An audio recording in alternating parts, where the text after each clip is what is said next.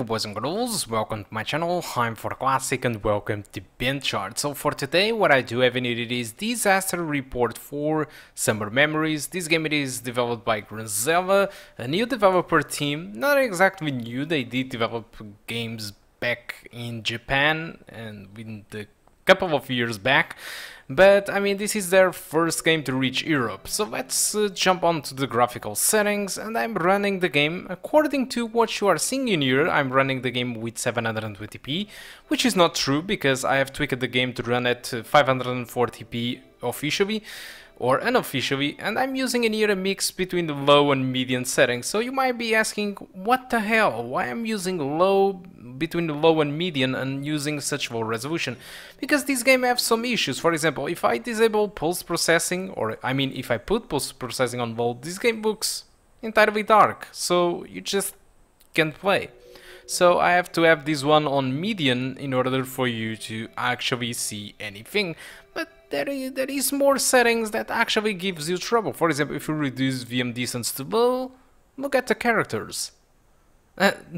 They just look kind of very weirdly, all of them. I triggered an earthquake. Alright, let's wait for this a little bit.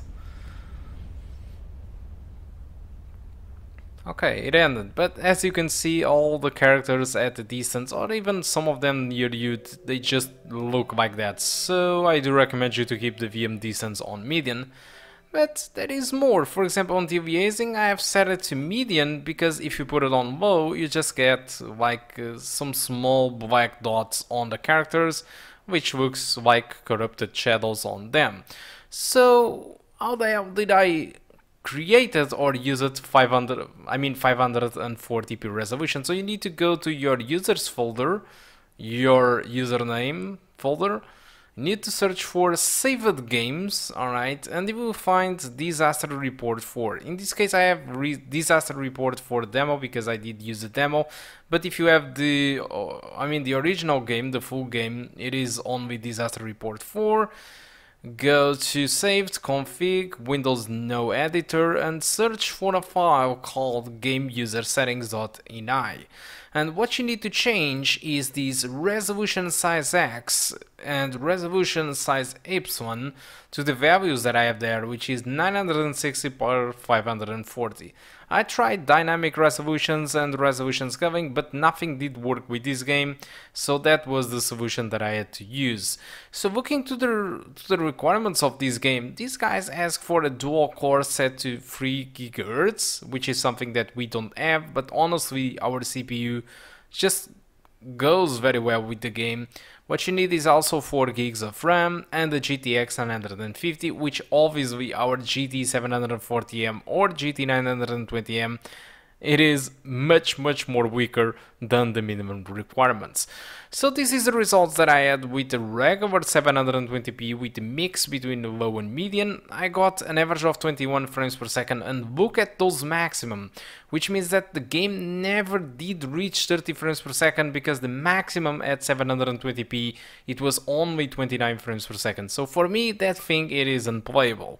But if you just use the tweak that I have made, which is to force the game to be played at 960 per 540, you get an average of 33 frames per second with a 1% low of 22, being the 22 frames triggered during a cutscene or during an earthquake when a building is going down or something. So those are demanding events, and during regular gameplay what you can expect is mostly an experience above 25 frames per second. And even despite the game it is being played at 540p, I actually think that it looks respectable for a 15-inch screen. Alright, so that's all about the performance, but what is this game about? So Disaster Report 4, it isn't really exactly a new game. It was initially released in 2018 and it had a really troublesome development. So despite it was available during 2018, it was a PS4 exclusive, and not only that, it wasn't also available on Europe or America. This was a Japanese exclusive, and so it wasn't really available worldwide. 1 year later this game was released on Nintendo Switch, and by now, in 2020, This guy decides to give to a publisher the rights to publish this game worldwide, and so not only this game got available worldwide for American and Europe, it also got its PC version, which is obviously what I'm testing in here. But this game, it is quite interesting because despite I never played any of those predecessor games, and it seems that it isn't really handled by the same developer. Some people actually complain that this game features less stuff than the predecessor games and also half-baked games, so it doesn't felt like it is really well polished. But yeah, I think I understand that because the developers are not the same as the old games, and so it might be a little bit complicated when this happened.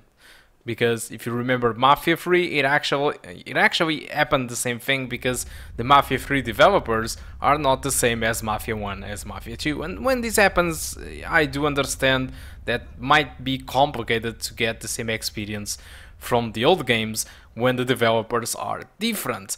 But I mean, this game places you in the epicenter of an earthquake, and earthquakes are usually happening in this game, and they are quite scary because every time you enter a building, if this happens, you shit yourself to get out of the building because you are afraid of the building to fall off. And in fact, you can actually die because stuff are always falling down. I mean, on the roads like lamps or any regular object like a signal or even buildings. So anything can kill you, but most of this stuff is more focused in your decisions, so you're pretty much going through the game with people to help and finding people and people telling you about their problems, and you respond what you want to their problems. There are a lot of stuff going on, and in fact this game, despite it looks quite interesting to me, I mean, it feels great because I never played a game which places you in the epicenter of a disaster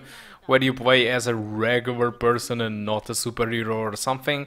Despite it looks awesome in that regard, I think the execution of the game might be a little bit bad, because if you read some reviews across the internet, you will see that the score of this game, it is around 30 to 50%, so it's not really great. But if you go to Steam user reviews, you'll see that a lot of people actually it is enjoying the game. But there is a really big issue with this game, which is its price. I mean, this is quite bad. These guys are charging $59.99 for this game, and clearly this game doesn't deserve that money. I'm that type of guy that I was willing to buy this game possibly if this was $19.99, for example, or probably even $29.99. Despite the game it is bad and probably doesn't worth it, it is a much more realistic price for the game. But I mean, $59.99, this is a AAA title. This is the price of Red Dead Redemption 2, and clearly this game, it isn't a Red Dead Redemption 2, far from it. So clearly for me it doesn't deserve the money, and this is one of my main issues with this game, because apart from that and apart from the users, most of the users actually enjoy the game. And despite it is not really a killer game or a great game, it is really a nice experience if you want to experience what it is to be in the middle of an earthquake, playing as a regular guy. Alright, you are no hero, you are here to see and hear about the stories and accompany other characters to safety. And your objective throughout the game, it is just get out of this city, because at the beginning of this game they really make it clear that you are in this city for the first time, and how do you feel if you just gone to visit a new city to get a job and suddenly this happens. How would you respond to this situation? And that's the experience these guys want to see you to have. And in fact, if you have a VR kit, you can actually play this game in VR. But honestly, I think with Half-Life Alyx, nobody cares about this game for VR. Alright, so guys, that's all. Hope you keep enjoying the rest of the video, and I do hope to see you soon. Goodbye.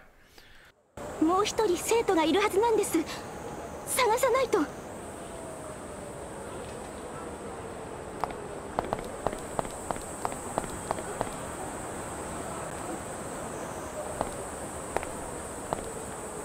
おい、そこの兄ちゃん。怪しいやつだ。悪いな、人を探してる。この辺りで俺くらいの背丈の顔に怪我をしてる黒い T シャツの男を見かけなかった。今そこを走っていきましたよ。逃げ足の速いやつだ。地中が始まっちゃってる。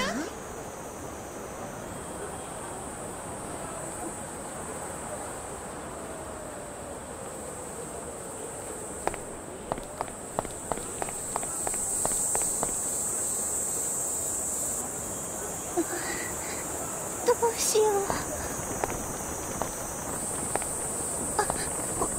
ごめんなさい。私に何か用ですか？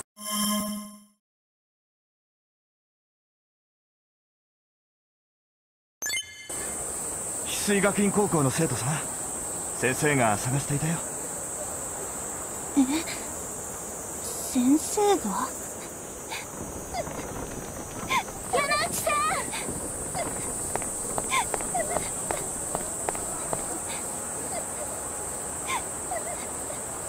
いや、学校に戻りたくない。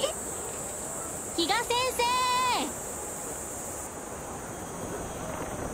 先生、それにヒロコも無事でよかったです。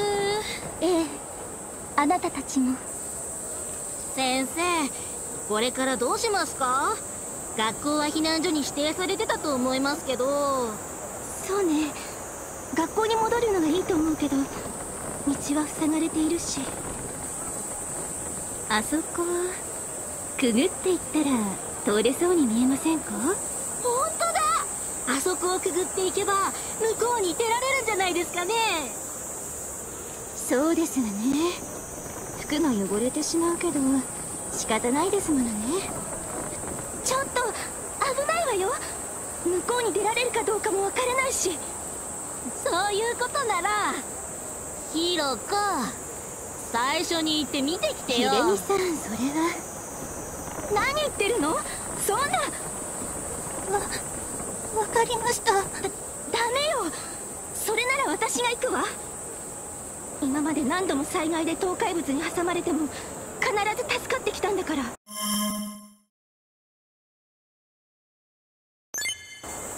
任せてください。